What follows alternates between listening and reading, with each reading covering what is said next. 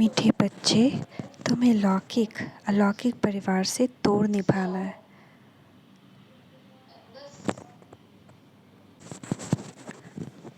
लेकिन किसी में भी मोह नहीं रखना है, मोह जीत बनना है।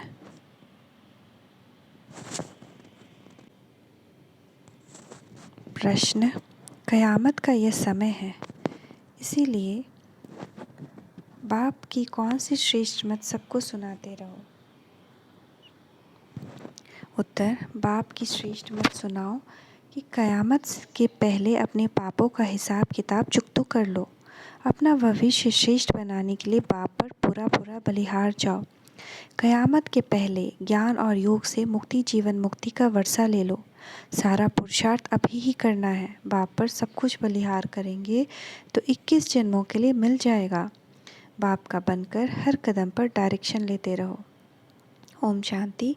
बाप बैठ बच्चों को समझाते हैं, अभी तुमको 3 बाप से तोड़ निभाना है। भक्ति मार्ग में 2 बाप से तोड़ निभाना होता है। जब सतयुग में हो तो 1 बाप से तोड़ निभाना होता है। ठीक है ना? हिसाब बुद्धि में बैठता है। जिसका बनना होता है उनसे तोड़ भी निभाना होता है। इसलिए बाप कहते हैं लौकिक कुटुंब परिवार से भी तोड़ निभाना है। अंत तक कोई लौकिक संबंधी को चिट्ठी लिखते हो, वाया पोस्ट ऑफिस जाती है, यहाँ भी बेहद के बाप को चिट्ठी लिखते हो, शिव बाबा केयर ऑफ ब्रह्मा। तो मधुबन में जो भी हम लोग लिखते थे चिट्ठी, पहले की जब साकार में बाबा थे तो शिव बाबा केयर ऑफ ब्रह्मा। इन बातों को सिवाय तुम्हारे और कोई नहीं समझते। यहाँ कोई नया आदमी आकर बैठे और बाबा कहें तुमको 3 बाप हैं तो समझ न सके। एक है लौकिक बाप, दूसरा ये संगम युगी अलौकिक बाप, और तीसरा पारलौकिक बाप तो सबका है ही। भक्ति मार्ग में भी है तो अभी भी है। यह कोई जानते नहीं, सिर्फ उनका गायन पूजन करते हैं। तुम बच्चे तीनों ही बाप की जीवन कहानी जानते हो। कितनी बातें समझानी पड़ती है। सतयुग में सब सदगति में है, सुख ही सुख है। सभी सुखधाम शांति धाम में है। रावण राज में सभी दुखी हैं। देवताएं वाम मार्ग में जाते हैं तो गिरने पर लग पड़ते हैं। दिखलाते हैं सोने की द्वारका पानी के नीचे चली गई। यह चक्र फिरता रहता है। नई ऊपर में आएगी तो पुरानी फिर नीचे चली जाएगी। फिर सतयुग नीचे जाएगा तो कलयुग ऊपर आ जाएगा। फिर सतयुग ऊपर कब आएगा? 5000 वर्ष बाद। बच्चों की बुद्धि में यह सारा नॉलेज आ गया है। नॉलेज तो सहज है, सिर्फ योग की मेहनत करनी पड़ती है। कोई जास्ती याद करते हैं, कोई थोड़ा याद करते हैं। तो माता पिता बच्चों को समझाते हैं लौकिक संबंधियों से भी तोड़ निभाना है। आज नहीं तो कल उन्हों की भी बुद्धि में बैठेगा। देखेंगे यह तो ठीक है। एक बाप को याद करना है। कोई भी साधु संत गुरु आदि को याद नहीं करना है। याद चैतन्य को भी करते हैं तो जड़ को भी करते हैं। सतयुग में कोई में भी मोह नहीं रहता, वहाँ मोह जीत रहते हैं। यहाँ सब में मोह रहता है। फ़र्क है ना? ड्रामा में हर एक युग की रस्म रिवाज अपनी अपनी है। यह बाप बैठ समझाते हैं, क्योंकि बाप ही नॉलेजफुल है यह बाप, वह वह भी क्रिएटर, यह भी क्रिएटर। ब्रह्मा द्वारा क्रिएट करते हैं, एडॉप्ट करते हैं। एडॉप्ट करना अर्थात अपना बनाना। शूद्र धर्म वाले जिनका बहुत जन्मों में भी अंत का जन्म है, उनको बाप एडॉप्ट करते हैं। तुम बच्चे बाप को जान गए हो और बाप द्वारा सृष्टि चक्र को भी जान चुके हो।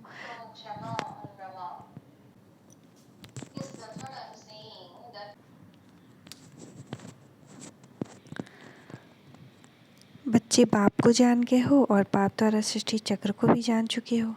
बाप द्वारा क्या वर्षा मिलता है उनको भी जान गए हो। तुम बड़े हो, समझते हो, तब तो अडॉप्ट हुए हो। बिगर समझ अडॉप्ट कैसे होंगे? कोई को अपना बच्चा नहीं होता तो दूसरों को अपना बनाते हैं। साहूकार को ही बच्चा बनेंगे, साहूकार का ही बच्चा बनेंगे, गरीब का थोड़ी बच्चा बनेंगे। बाप कहते हैं मुझे बच्चा चाहिए, ज़रूर अडॉप्ट करेंगे। यह भी तुम जानते हो, अडॉप्ट उनको करेंगे जिनको कल पहले किया था। जो कल पहले पार्ट चला है वही एक्ट रिपीट होती जाएगी। जब मेरे बनेंगे तब उनको पढ़ाऊँगा। बाप को और घर को याद करो। सुखधाम और शांति धाम को याद करना है, बहुत सहज, परंतु बुद्धि बड़ी विशाल चाहिए। छोटे बच्चे समझ नहीं सकेंगे, वह सिर्फ बाबा बाबा कहेंगे और कोई के पास जाएंगे नहीं। यहाँ तो सब है गुप्त बातें, समझ भी है, बुद्धि को ताकत मिलती है। ताकत मिलने से सोने के बन जाते हैं। कोई कमज़ोर होते हैं तो उनको सोने का सॉल्यूशन पिलाते हैं, सोने का पानी भी बनाते हैं। यहाँ तो तुमको रूहानी नॉलेज मिल रही है। यह नॉलेज ही इनकम है। नॉलेज तो सबको एक ही मिलती है। फिर जो पुरुषार्थ करे, इसमें मूंझने व घबराने की कोई बात नहीं।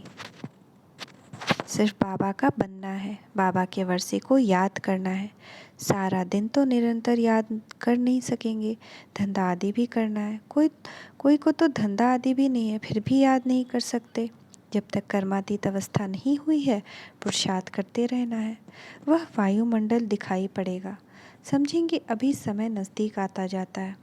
जब बहुत दुख आएगा तो फिर भगवान को याद करते रहेंगे। मौत सामने दिखाई पड़ेगा, तुम्हारे में भी सबको अपनी अवस्था का मालूम पड़ जाएगा कि हमारी कमाई कम है।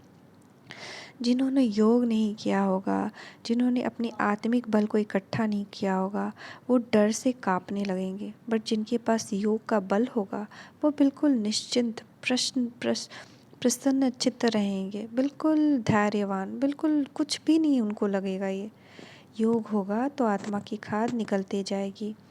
फिर बाबा भी बुद्धि का ताला ढीला करेंगे। मनुष्य बीमारी में ईश्वर को याद करते हैं, डर रहता है, सब उनको याद कराते हैं। राम कहो, बाप भी कहते हैं, बाप और वर्षे को याद करते रहो। एक दो को सावधान कर उन्नति को पाना है। ऐसे नहीं पुरुष चले, स्त्री को न चलाए। यह जोड़ा है हाफ पार्टनर का, परंतु आजकल हाफ पार्टनर भी समझते नहीं हैं। कोई इज्जत रखते हैं, नहीं तो आजकल बच्चे ऐसे निकल पड़े हैं जो बाप की मिल्कियत को उड़ा देते हैं, माँ को पूछते भी नहीं हैं। वहाँ तो सब ऐसी बातें होती नहीं, कभी दुख नहीं होता। यहाँ पहले पहले दुख ही मिलता है, सगाई की और लगी काम कटारी। देवियों को तलवार आदि दिखाते हैं, वास्तव में यह है ज्ञान के अलंकार। स्वदर्शन चक्र भी देवताओं को नहीं है, यह तुम ब्राह्मणों के हैं। गदा भी तुम्हारी निशानी है। ज्ञान की गदा से ज्ञान की गदा से ज्ञान की गदा से तुम माया पर जीत पाते हो। ज्ञान की गदा से तुम माया पर जीत पाते हो।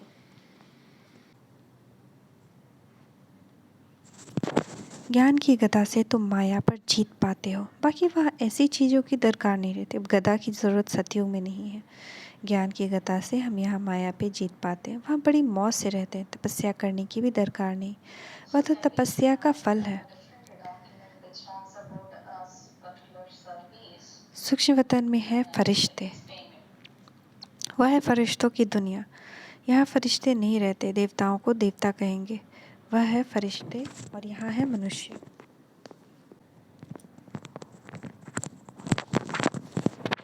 ठीक है, तो सूक्ष्म वतन में फरिश्ते रहते हैं, वह है फरिश्तों की दुनिया। यहाँ फरिश्ते नहीं रहते, देवताओं को देवता कहेंगे। वह है फरिश्ते और यहाँ है मनुष्य।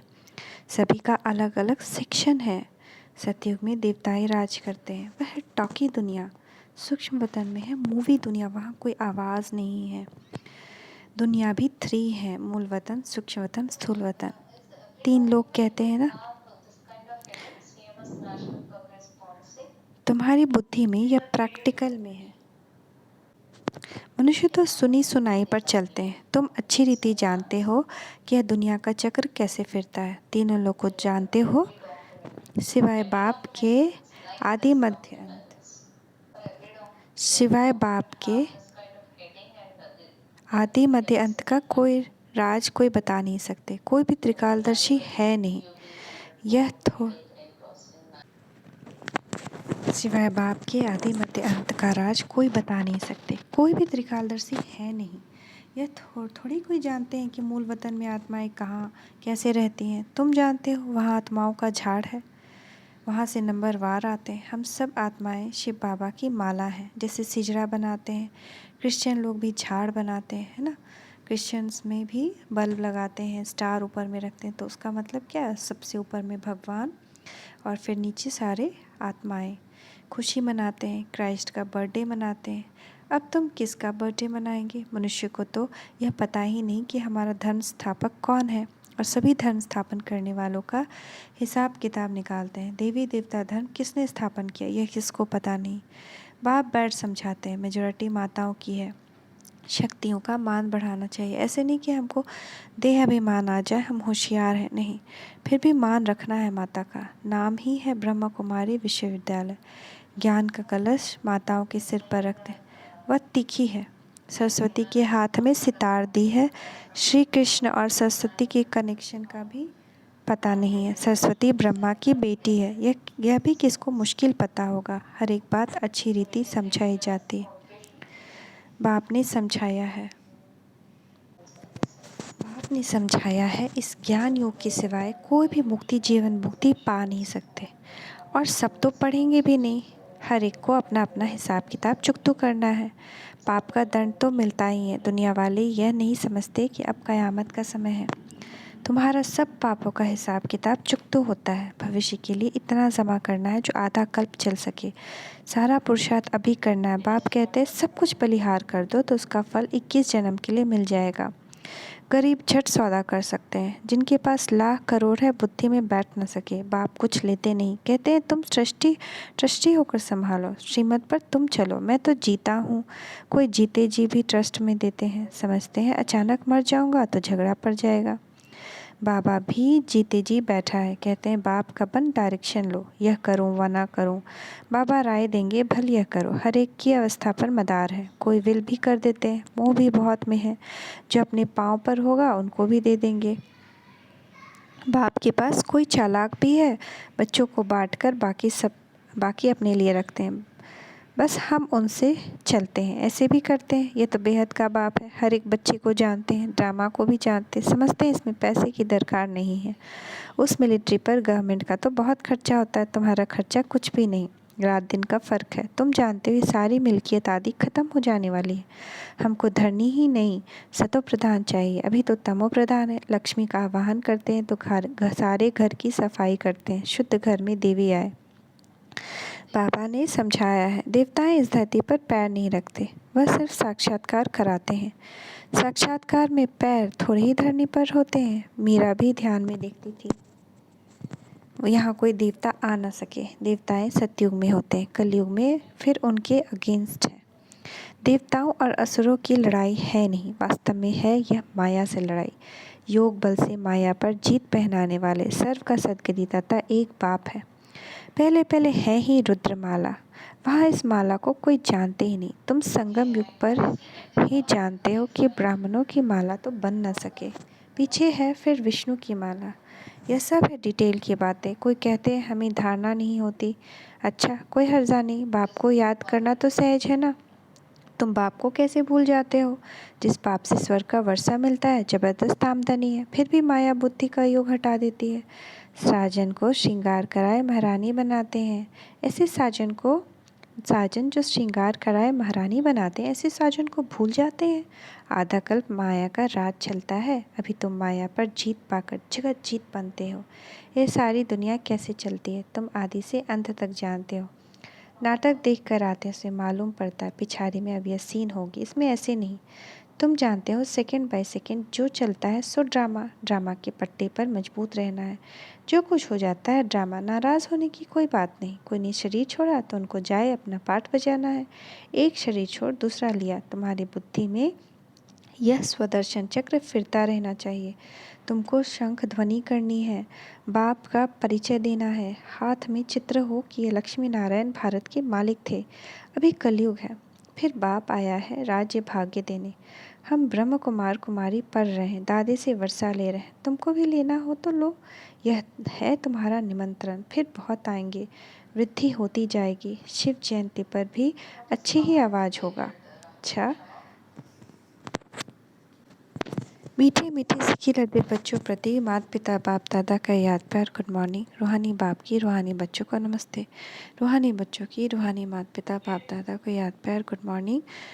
नमस्ते बाबा, नमस्ते, शुक्रिया बाबा, शुक्रिया। धारणा के लिए मुख्य सार, ड्रामा के पट्टे पर मजबूत रहना है, किसी भी बात में नाराज़ नहीं होना है, सदा राज़ी रहना है, एक दो को सावधान कर उन्नति को पाना है, धंधा आदि करते भी बाप की याद में रहने का पुरुषार्थ करना है। ड्रामा के पट्टे पर मजबूत रहना है। याद रहे, कोई ड्रामा हो, किसी बात में नाराज़ नहीं होना है, सदा राज़ी रहना है। Okay okay. एक दो को सावधान कर उन्नति को पाना है। वरदान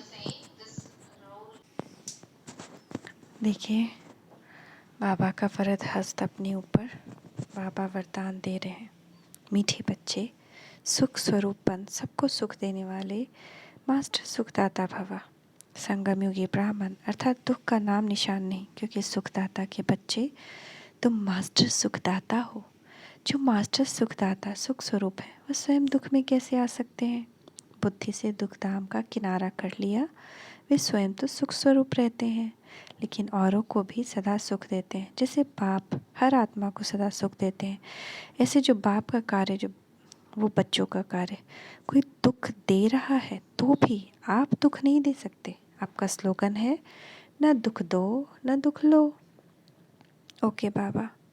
स्लोगन, हर्षित और गंभीर बनने के बैलेंस को धारण कर। हर्षित और गंभीर बनने के बैलेंस को धारण कर एक रस स्थिति में स्थित रहो।